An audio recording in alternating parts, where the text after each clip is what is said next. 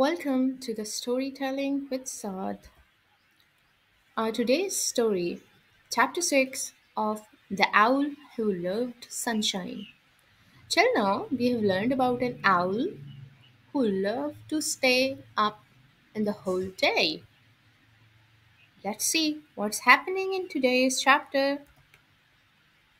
Take your places, called the badger.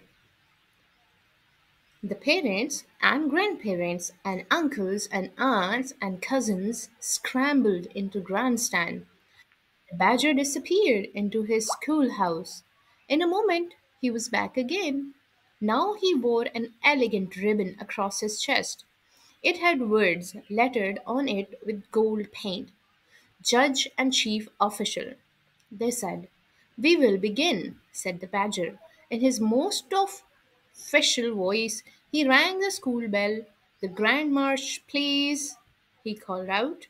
The meadow mice and the young chipmunks, who had been tootling and drumming behind the bramble bush, hastily formed themselves into lines.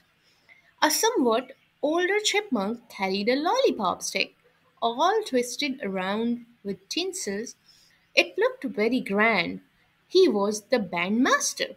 He raised his baton into the air, then brought it down again. The band began to play. The pipes and the drummers and the trumpeters paraded out proudly. When they reached the schoolhouse steps, the chipmunk waved his baton back and forth in the air. The band stopped, looking proud and out for breath. "Welcome, everyone, to the Hollow Log Field Day," said the badger. "We are here to have a good time." The other animals clapped.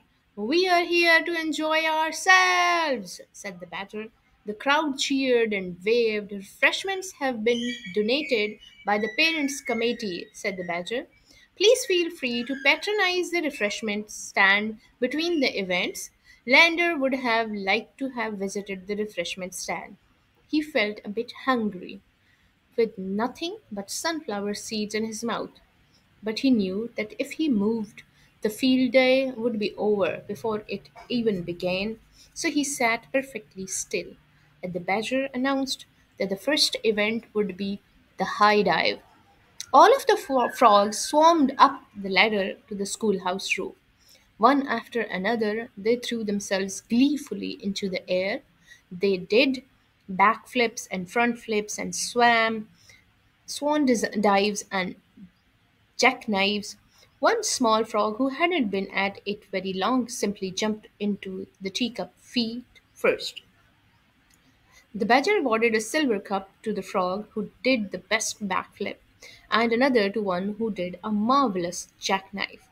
And the little frog who jumped feet first into the teacup got a prize too. It was a pretty gold colored safety pin that the badger had been saving for some special occasion. The young frog happily tied it around his neck with a bit of thread and hopped off to join his relatives in the grandstand. After the diving contest, the smallest animals on the meadow took their places along the race course that the ribbons had made.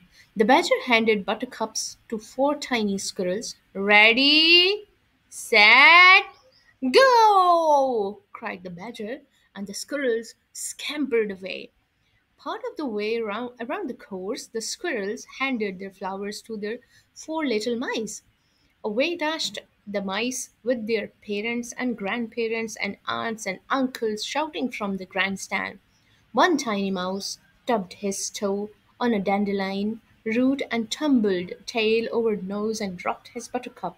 A great moan went up from the mice in the grandstand, and the tiny mouse who had dropped the buttercup picked himself up and left the racecourse. The three mice who were left passed their buttercups to the three eager little rabbits. Off hopped the rabbits as fast as they could go, and soon they handed their buttercups to three excited chipmunks. The chipmunks passed the buttercups to three young raccoons. The raccoons ran for the finish line, where the badger waited with a flag made of black and white checked gingham.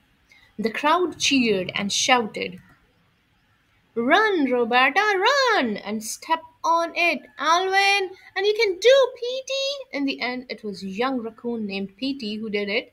3 feet from the finish line, he managed an extra burst of speed. He dashed across the line inches ahead of the others. The badger dropped his flag, and the raccoon handed his buttercup to the badger.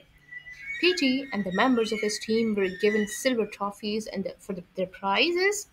The raccoon were delighted, and because Petey's team included one squirrel, one meadow mouse, one rabbit, and one chipmunk, almost every animal in the stand had reason to be proud. Oh, look at their chipmunks! Like, share, and subscribe for more wonderful stories. Storytelling with Saad. Thank you.